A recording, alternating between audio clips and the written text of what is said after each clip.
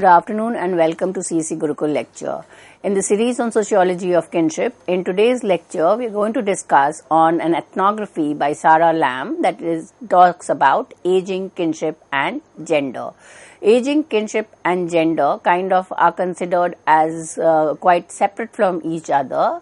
But this ethnography is trying to tell us that as the physiological process of aging is not kind of uniform or universal, it is not only a physiological process but also a cultural construct, and the process of aging is associated with gender identity and personhood. Here Sarah Lamb, based on her field work done in a rural village in West Bengal, brings out the ways in which the gender is transformed and is kind of connected with the idea of Maya or attachment, affection. And this Maya is not only a attachment with people, social ties, but also with material and economic being. Now, what the argument is that as one goes through old age, the amount of Maya that has accumulated through a kinship network, through family ties, through wealth has to get reduced. The upper class or those who have lot of material possession have a higher amount of Maya, and it's important to kind of give up. And why is it important to kind of get away from household, from materialistic possession, from too much of wealth, is that it would allow an easy pass on to the process of death. So it says those who are able to give up the Maya is able to kind of have a peaceful death, and people believe in the rural village in Bengal that those who are not able to cut or give up the amount of attachment and affection with the household and with economy, with property, are not able to completely face the process of death, and that kind of idea is that they will be in between the human life and death, or the idea among the village or in rural Bengal is that they would be then wandering as ghost or Atma. So the connection that Sarah Lamb develops in the ethnography White Saris and Sweet Mango is to understand the relationship between how old age is not about increasing the social ties but about cutting or about kind of going away from the family ties, and how at the field level we see that it is something that is kind of opposed by a number of old women, because they kind of wants to do away with the general coming normalized form of aging, and they want to kind of live life as an individual. So if we look into the connection between Maya and death, it is believed among the people in rural Bengal that if you have too much of Maya, it prevents them from dying and continues to linger on. Not only can Maya cause people to hang on into wasted old age, but it can also make the process of dying itself very slow and painful.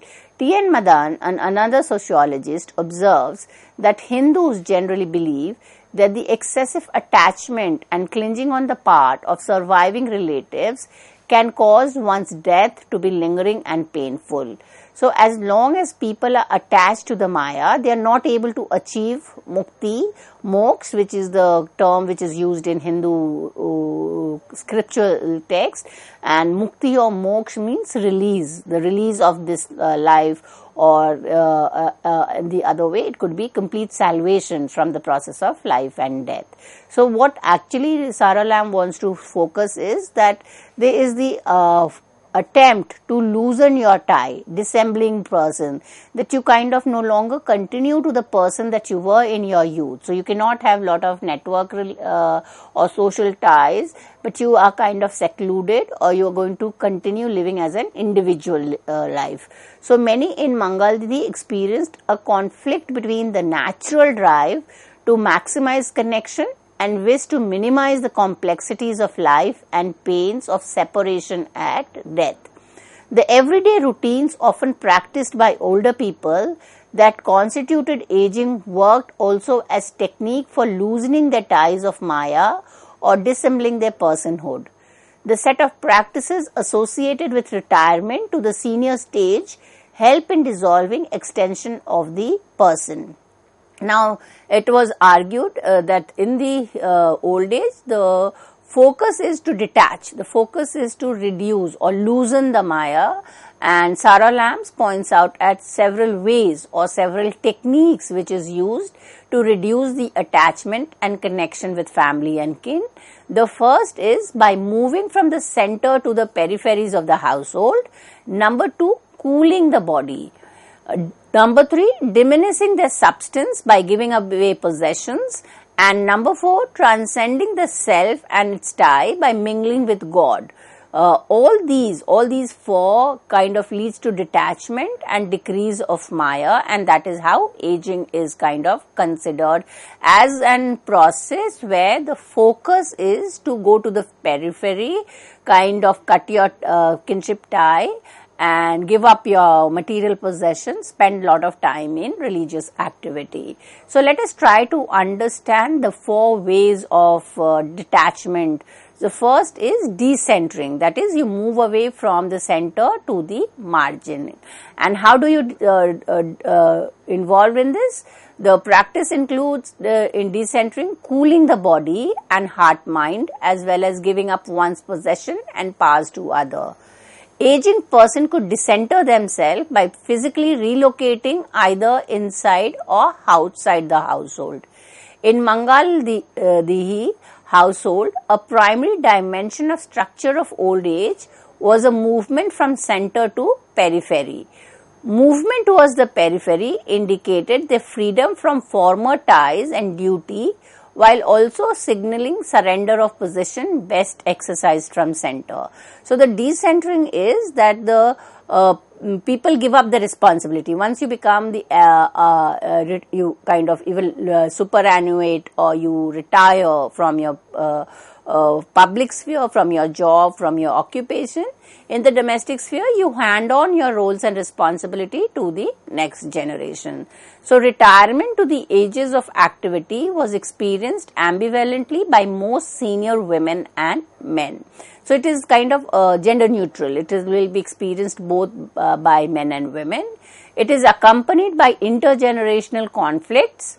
Seniors gain respect due to position and hierarchy, but loses political and economic power. So that is how we explain intergenerational conflict. The older's way of working or the way in which they kind of take decision is different from the next generation. So though the older people are senior in terms of the social hierarchy, the younger generation are considered to have more power. So it leads to intergenerational conflict.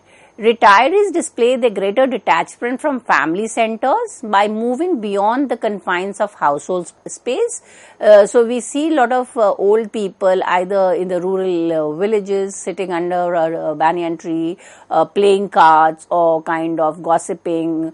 The women would be kind of knitting or sitting on a charpai talking among other relatives. So it is kind of an indication that they are now no longer worried about everyday how will be done or who will do it. They have achieved freedom from everyday activity and they are kind of relaxing.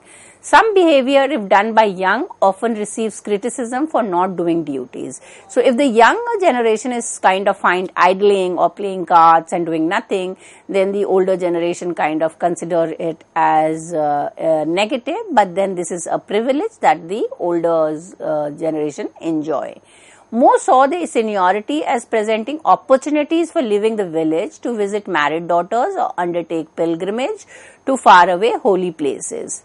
Senior people also tended to remove themselves increasingly from the heat of a household major transactional flow. So they are the kind of involving too much in monetary transaction in terms of purchase or sale. Too much of involvement with money is considered as something as heating because it's kind of involves a lot of stress.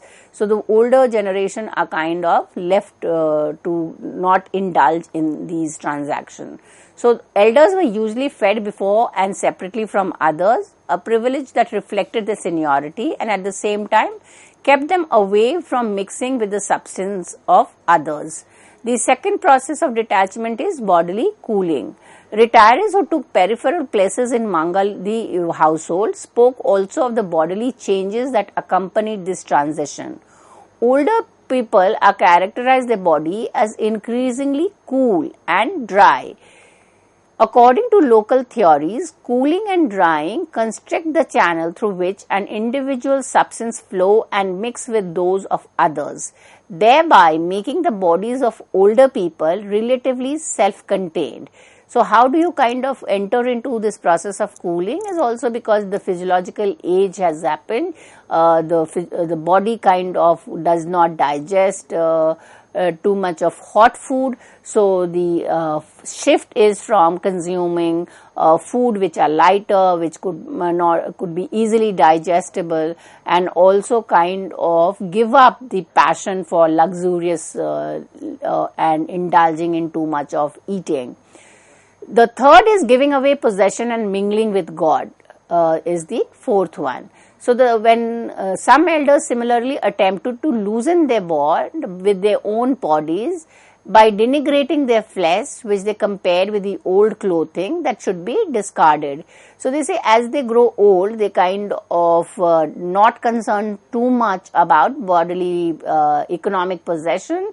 Many a time when one kind of reaches a certain old age, people kind of transfer their property to their children or kind of indulge in too much of charity, too much of humanitarian ground, because that kind of idea that too much of attachment with the economic possession would not be able to loosen the Maya. Many people in the rural village often spent hours every day and fell asleep at night chanting the names of the deities so they might weaken their own earthly ties. So the idea is that your soul has to be released. So the body physiologically has aged, and therefore your heart and your soul should also be released, and therefore the ties has to be loosened. People diminish the ties of Maya to things as well, freeing themselves of their favorite possession in late life, giving away property, jewelry, favorite saris and keepsake. Now, after looking into the 4 ways of doing away with the idea of getting freedom from earthly ties, is to understand the relationship between the Maya and caste. That those who spoke the most explicitly about the need to cut Maya in late life were well off and upper caste.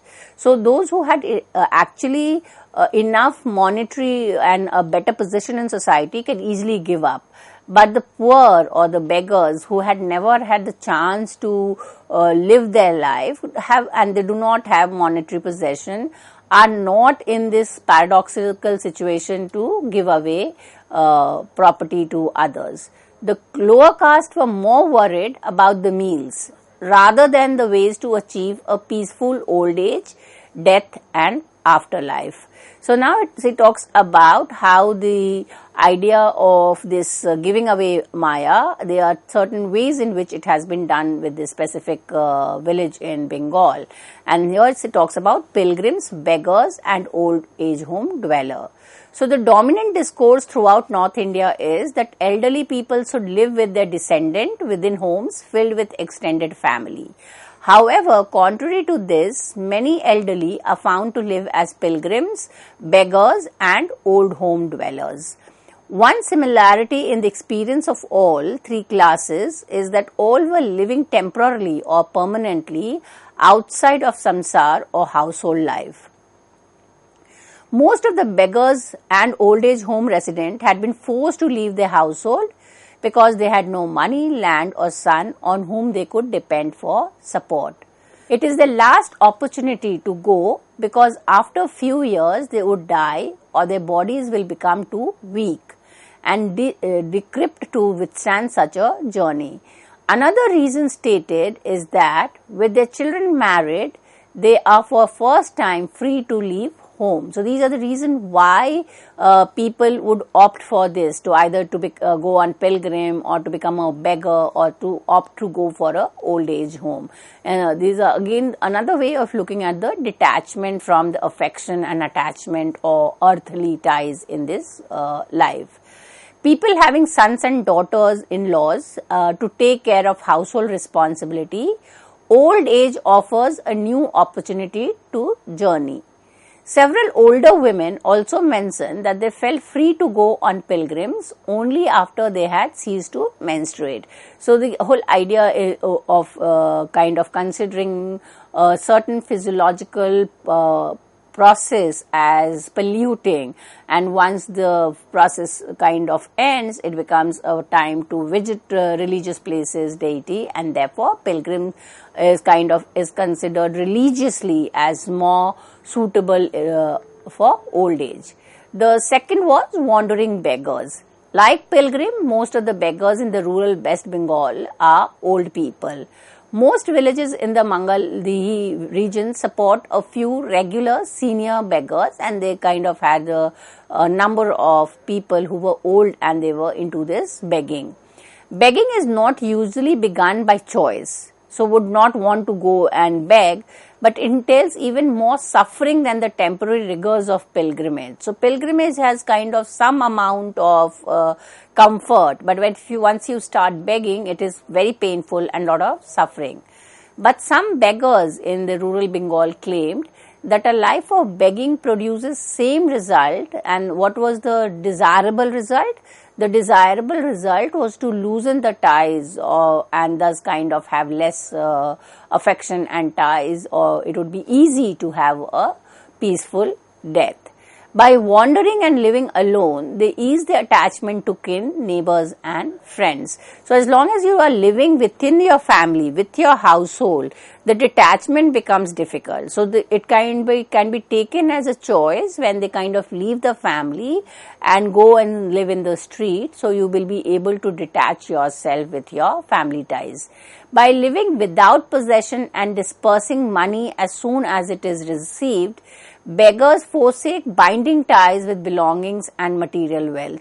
So your survival is on the amount that you kind of get as begging. So there is no accumulation. There is no accumulation of property or possession, and therefore it is easier for you to kind of cut the tie with the material world. Beggars become unconnected and peripheral people, similar to the sannyasis or ascetics, which is kind of recommended in Hindu scriptures and religious text as the last life.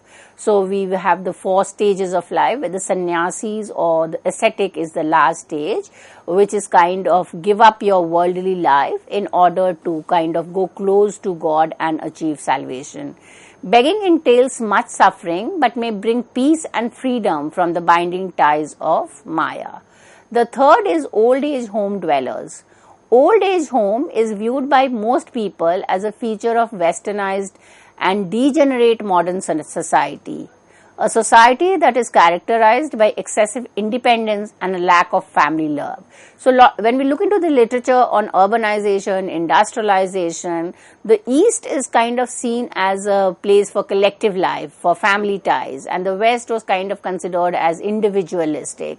So the most of the Western society, people are left to fend for themselves. Even in the youth, you are supposed to earn and survive on your own. There is no dependence on the other family members. Whereas in the East, the family was to take care of the very little ones, the weaker section, and the older ones. So once you are kind of seeing the number of old age home increasing, it is kind of considered as a westernized phenomena, or also an indication of the degeneration of the modern society. But in the particular field study, the old age is considered as a kind of Indian institution, a place comparable perhaps to the forest that Hindu texts describe. Forest dweller, which is the another stage in the life of Hindu, that is Vanaprastha, as living in during the third stage of life as they leave the realm of the household. Many also spoke of living in an old age home as a process of cutting Maya for kin, homes and belonging. So we have kind of the Vanaprastha would be preceding the sannyas stage, where you kind of start living in the forest where there will be no material possession, your family ties will be weakened, and that will again help in the transition to the last stage of life. Living in old age home is an easy way to reduce Maya. Since many tends to increase with increasing sharing and exchanging of food, words, bed, household space and the like, Maya wanes when people live apart from and cut off exchange with each other. It also allowed old age person to divert mind from household chores to religion and spend time chanting mantra, etc. However, moving to old age home involves pain and suffering and takes a long time to adjust. So the whole idea is that with old age, you kind of move from the center to the periphery.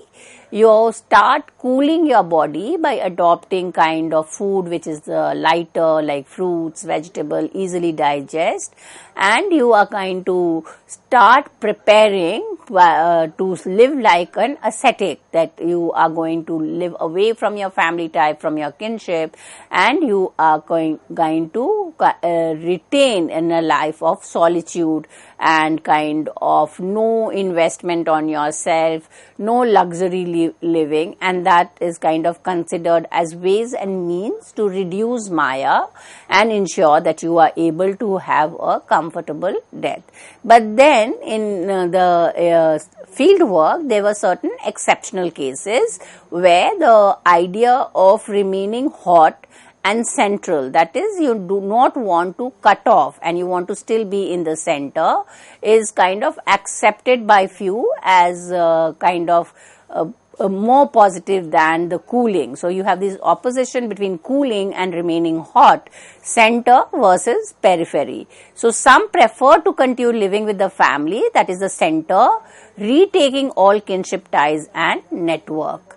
Though for women widows, certain codes of conduct is prescribed, which is more close to cooling, wearing white saris, eating vegetarian food, and less participation in cultural life.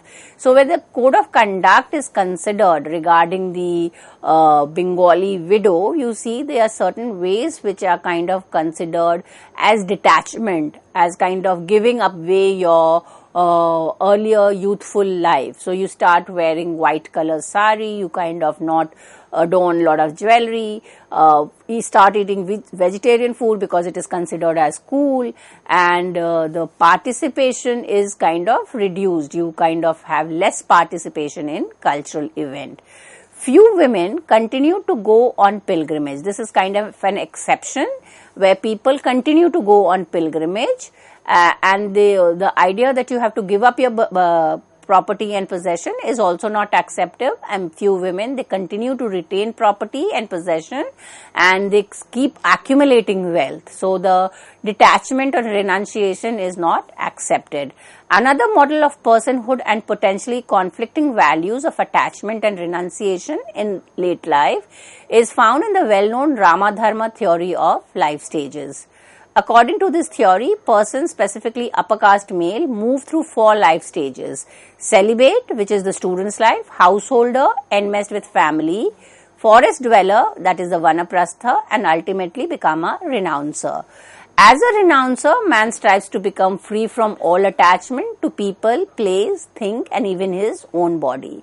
If a person is able to free himself from binding attachment in this way, he is able to ultimate release, that is renunciation from the cycle of rebirth, redeath and reattachment.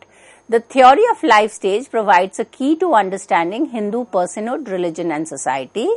This theory creates a tension between householding and renunciation.